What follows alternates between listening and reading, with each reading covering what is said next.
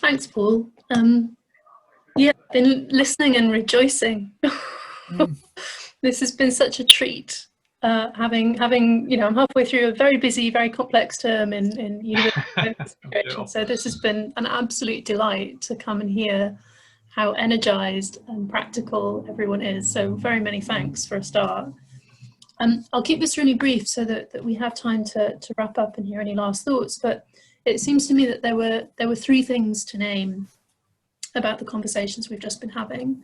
And the first is to really pick up on that thread that's just come out in the exchanges between Maggie and Kate and Patricia.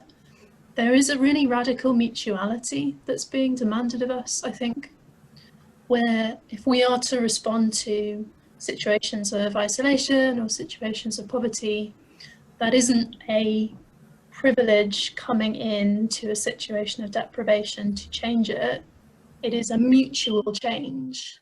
So if we talk about solidarity, if we talk about subsidiarity, these key principles of Catholic social teaching, the reason those principles are so powerful is because they are an attending to what those involved in the situation are themselves already bringing, gifts that are already present. So that idea of solidarity and of subsidiarity, I think, is really crucially mutual. So what we are engaged in is also an opportunity to listen and to learn. That seemed really striking.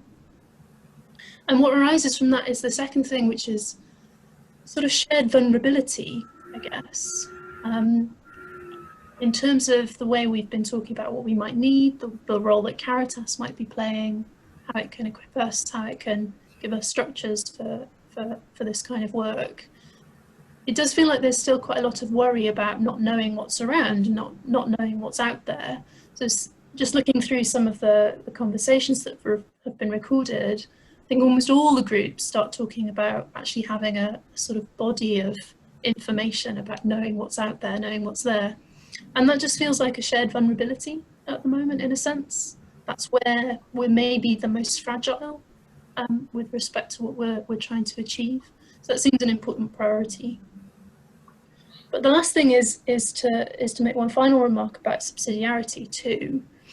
It's really usual to think in terms of subsidiarity as being as local as possible, and I think that's right. There's something powerful about those who are involved in a particular situation being actively the shapers of solutions and responses. But it's also something that prompts us to seek to work in the right place for that change to be effected. So it strikes me that thinking about the structures of where things work best is also part of the work to come.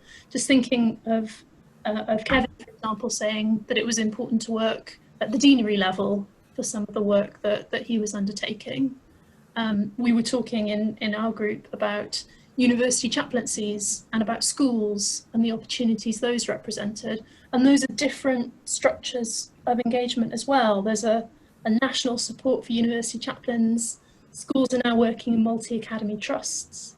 There's lots of different structural layers that are in play. So in terms of the concrete next steps, that's also, I think, something to pay attention to, but it still remains situated in this shared vulnerability, this opportunity for mutuality.